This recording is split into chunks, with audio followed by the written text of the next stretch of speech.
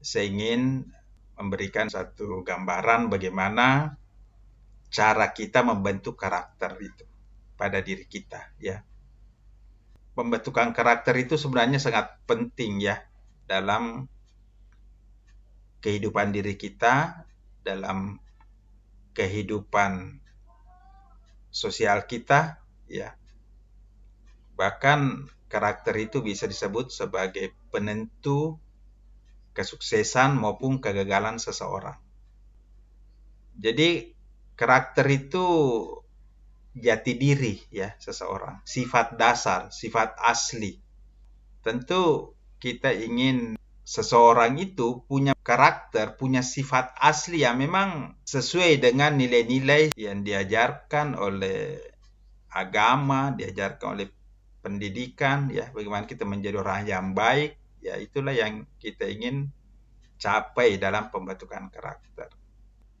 Sebenarnya potensi karakter itu sudah ada ya. Setiap bayi yang lahir ke dunia ini kan itu sudah membawa fitrah ketuhanan. Tapi di dalam proses perjalanan hidup kita sejak kecil sampai balik sampai sekarang, manusia itu banyak mengalami godaan, banyak mengalami permasalahan. Sehingga sifat-sifat asli manusia itu sudah mulai banyak terkontaminasi oleh kesalahan-kesalahan, oleh dosa-dosa. Nah, bagaimana cara kita menjaga? Bagaimana cara kita menjaga karakter itu? Ya, kita harus melihat nilai-nilai dasar yang menjadi rujukan kita, yaitu nilai-nilai Islam. Itulah yang kita masukkan dalam pikiran, dalam hati, dalam sikap kita, dan dalam perbuatan kita.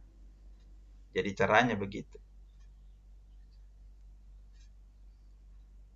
Proses pembentukan karakter itu sebenarnya pertama harus dimulai dari kesadaran kita.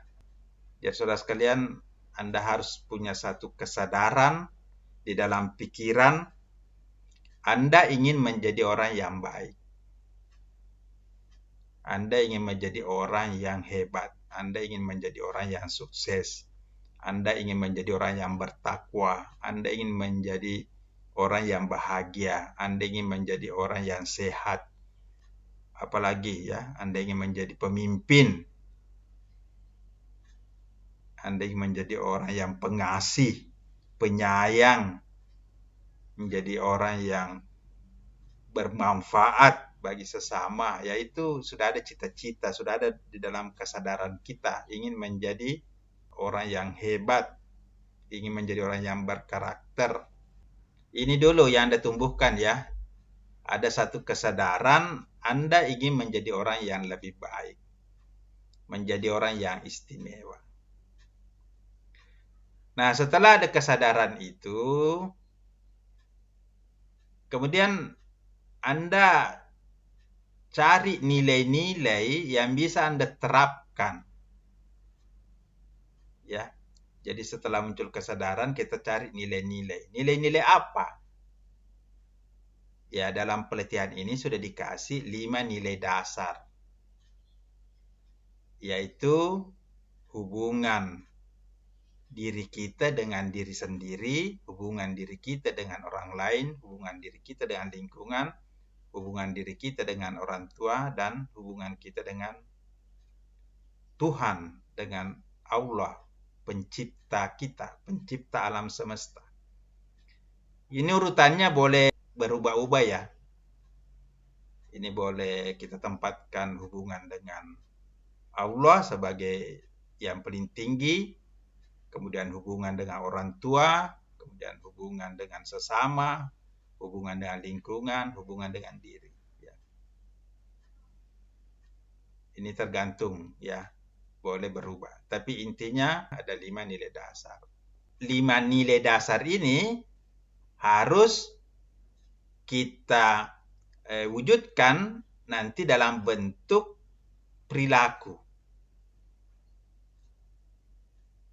Jadi pertama ada kesadaran, yang kedua kita mencari 5 nilai dasar ini apa yang harus kita lakukan untuk mewujudkan 5 nilai dasar ini. Di dalam melihat nilai-nilai dasar ini,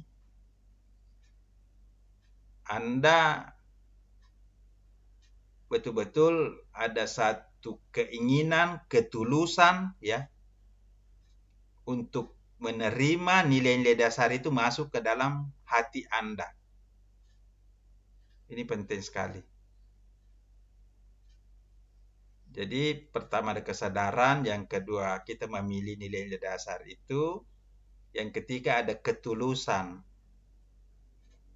Jadi kita ingin berubah bukan karena orang lain, tapi perubahan yang paling baik itu karena kita tulus, ikhlas untuk menerima nilai-nilai itu di dalam hati, dalam jiwa kita, sehingga kita akan merasa tenang, merasa nyaman, merasa damai, ya, merasa bahagia dengan nilai-nilai itu. Jadi jangan sampai ada di antara Anda ini merasa terpaksa ya, mentoring merasa terpaksa, mentoring merasa susah hatinya. Jadi kalau Anda mau mentoring itu harus ada rasa tulus, rasa nyaman, gitu ya. Supaya nilai-nilai itu masuk dalam hati dan jiwa kita. Nah, setelah itu hati kita sudah menerima, kemudian kita praktekkan. Nah, ini dia.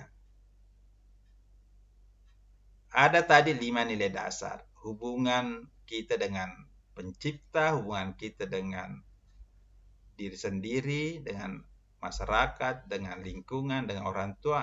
Mulai kita terapkan perilaku apa dari 5 nilai dasar ini yang kita ingin wujudkan. Misalnya, hubungan diri kita dengan Tuhan. Ya. 1, saya ingin salat berjamaah 5 waktu di masjid.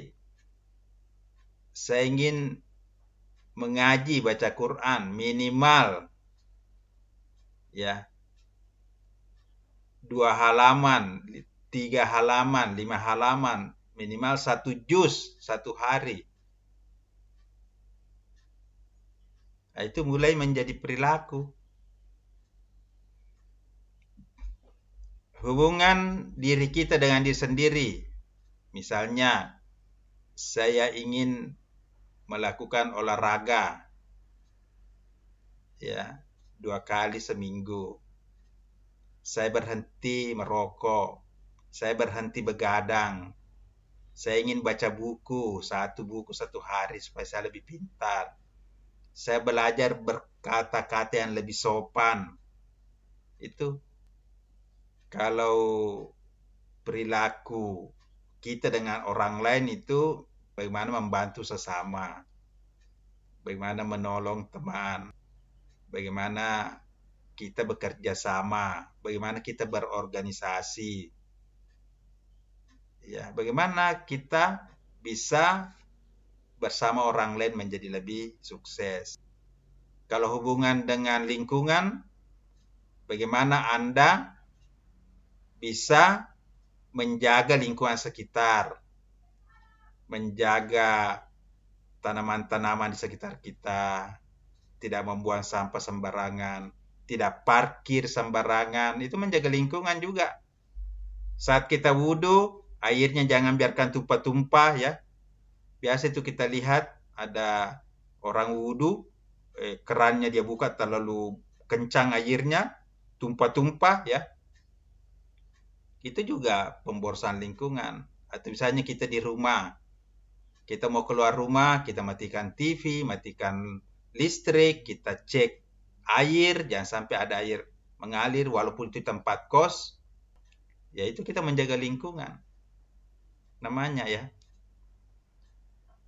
Kemudian bagaimana kita menjaga hubungan dengan orang tua.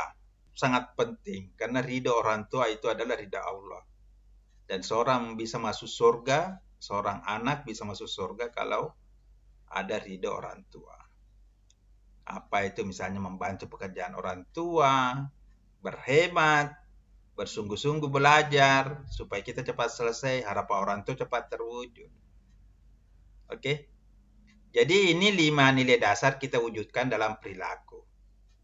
Nah, ini kan Anda sudah sampai di tahap ini, di mana Anda mempraktekkan nilai-nilai dan perilaku yang sudah ditulis dalam resolusi.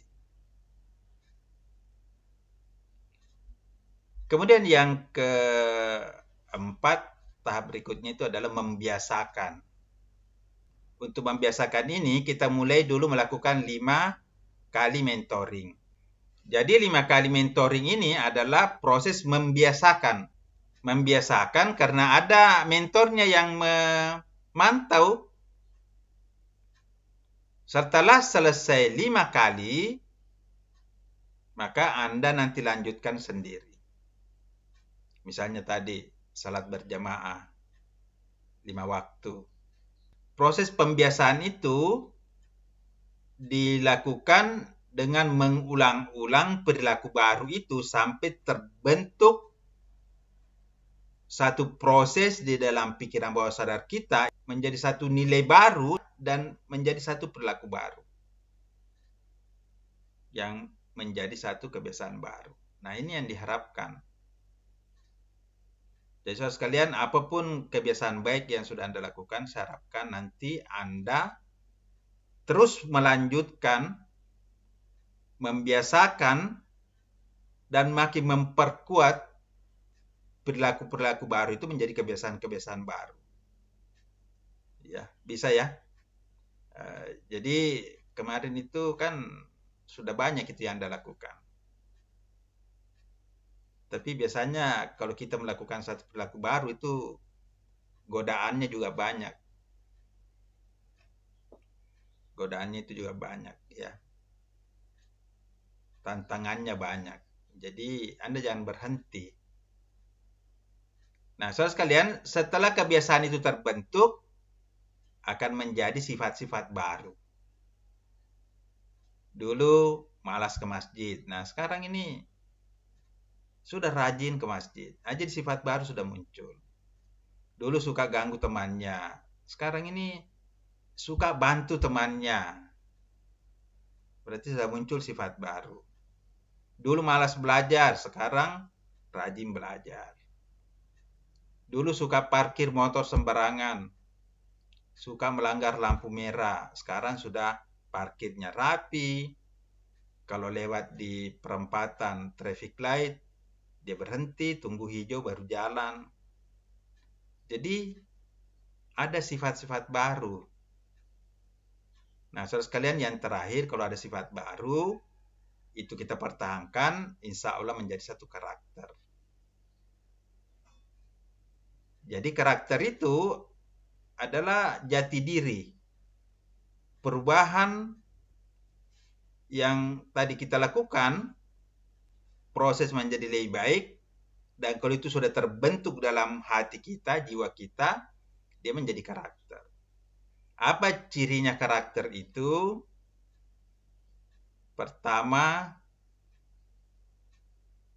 perilaku atau sifat-sifat itu dilakukan secara otomatis. Ya otomatis, tidak dipikir lagi. Begitu dengar azan langsung pergi masjid. Ya, begitu lihat temannya susah langsung menawarkan bantuan. Begitu masuk di kelas langsung berdoa, langsung duduk tenang, bersikir, berdoa, baca buku. Otomatis. Berpakaian rapi sudah otomatis. Berbicara yang santun, yang sopan sudah otomatis. Oke? Jadi cirinya itu kalau sudah menjadi karakter, itu perilakunya berlangsung otomatis, tidak dibikin-bikin lagi. Yang kedua, kita menjalani perilaku itu dengan nyaman, ya. Nyaman. Orang itu nyaman, senang, tenang, damai, bahagia kalau dia menjalani karakternya. Jadi orang yang suka menolong, suka memberi derma, ya, suka sholat berjemaah, itu nyaman dia rasa. Oke. Jadi kalau hati masih kontradiksi, oh belum menjadi karakter itu. Ya. Nah, yang bahaya kalau orang melakukan satu keburukan dan dia merasa nyaman. Walaupun hati kecilnya sebenarnya itu menentang. Ya, jangan sampai itu yang disebut dengan kecanduan, ya. Orang minum sampai merasa nyaman gitu, ya. Jadi jangan sampai perbuatan buruk itu menimbulkan kecanduan. Ada rasa nyaman, tapi sebenarnya itu merusak. Itu tidak boleh dilakukan, ya. Kemudian ciri yang ketiga itu, kalau sudah terbentuk karakter, ya, kalau kita tidak lakukan, justru ada rasa yang tidak nyaman, rasa tidak enak. Nah, itu cirinya. Kalau Anda tidak pergi ke masjid, rasanya tidak nyaman. Kalau ada orang susah, ada teman kita susah, sakit, butuh bantuan, kita tidak tolong, kita merasa tidak nyaman, tidak enak. Nah, tentu masih banyak ciri karakter itu, ya. Bahwa ciri karakter itu memang menjadi identitas kita lahir batin. Misalnya kalau kita rapi, ya karena memang kita ini orang rapi, jangan karena kita rapi karena ada maunya, kalau sudah maunya dicapai kembali ke sifat aslinya. Itu tidak boleh, ya. Nah, saudara sekalian, mungkin itu ciri karakter ya, menurut saya itu 4 hal itu, ya. Jadi ciri karakter itu memang harus menjadi bagian dari diri kita. Kalau Anda mau melakukan perubahan, ya perubahan itu jangan terlalu banyak dan terlalu memberatkan. Jadi alami saja kita lakukan. Apa yang sudah diprogram itu dulu dipertahankan sampai sudah kita rasa nyaman dan sudah bisa dilakukan secara alami, ya. Setelah itu kita lagi tambah dengan program-program baru. Nah, nanti kalau sudah kita tambah dengan program baru, maka sebenarnya diri kita itu secara jasmani, secara rohani, secara intelektual, secara emosional, dan secara spiritual, berarti kita sudah meningkat, kita sudah menjadi lebih kuat, ya. Baik secara fisik, secara intelektual, secara emosional, maupun secara spiritual. Perubahan itu sebenarnya tidak harus menunggu, ya. Perubahan itu jangan kita menunggu tua, menunggu sarjana, baru mau berubah. Kita berubah menjadi lebih baik hari ini. Mulai sekarang. Karena waktu ini berjalan terus. Apalagi kita ini sudah dibebani tanggung jawab dari apapun yang kita lakukan, karena kita semua ini, terutama Anda, ya. Saya sudah tua, tapi Anda semua ini kan sudah balik semua. Jadi kalau sudah balik, artinya walaupun masih mahasiswa, tapi Anda itu sebenarnya sudah bertanggung jawab pada perilaku Anda sendiri. Baik dalam hubungan dengan sesama manusia, hubungan dengan alam, hubungan dengan orang tua, hubungan dengan diri, atau hubungan dengan Allah. Itu sudah sebenarnya dikenai tanggung jawab. Kalau perbuatannya baik, dapat amal. Kalau perbuatannya buruk, dapat dosa. Biasanya kalau kita sudah mulai rasa nyaman ketika kita berbuat baik, itu artinya diri kita ini sudah mengalami satu perubahan positif, ya. Karena kebaikan-kebaikan itu justru kita sudah mulai nikmati, ya. Merasa bahagia, bantu orang, senang melihat orang lain juga bahagia, ya. Kan ada juga orang itu susah lihat orang senang, ya. Susah melihat orang senang, senang melihat orang susah. SMS, ini namanya SMS, ya. Tapi kalau sudah kita berkarakter, insya Allah itu SMS tidak ada ya. Senang, SMS juga. Senang melihat orang senang ya. Senang melihat orang senang. Senang melihat, susah melihat orang susah ya. Tidak apa-apa. Salah satu cara memperkuat ya tekad kita untuk melakukan perubahan itu dengan mengetahui, memahami kebaikan-kebaikan dari perubahan yang kita lakukan. Memahami manfaat dari perubahan-perubahan yang kita rasakan. Jadi bukan berubah-berubah begitu saja, tapi kita tahu bahwa kalau kita melakukan ini, fadilahnya ini besar, misalnya salat tahajud. Kalau kita melakukan itu kan Allah sudah menjanjikan itu. Allah mengangkat derajatnya itu orang-orang yang selalu salat malam. Jadi kalau kita tahu itu biasa kita semakin kuat ya melakukan kebaikan itu. Jadi kalau ada orang biasa menyepelekan satu kebaikan, mungkin karena dia tidak tahu bagaimana fadilah besarnya pahala dan barokah dari sebuah kebaikan-kebaikan yang kita lakukan. Misalnya mengaji, kita baca satu ayat saja, satu huruf, itu kan kebaikannya 10, bayangkan. Alhamdulillah kalau Anda sudah melakukan, sudah membiasakan, kemudian ditambah lagi hal-hal baru, wah itu hebat. Kalau kebaikan itu sudah ada dari diri kita, maka itu akan menyebar kepada saudara, menyebar kepada lingkungan keluarga kita, menyebar kepada masyarakat, menyebar di kampus, menyebar nanti di bangsa dan negara kita ini dengan karakter orang-orang yang baik, orang-orang yang hebat itu. Nah, begitu caranya.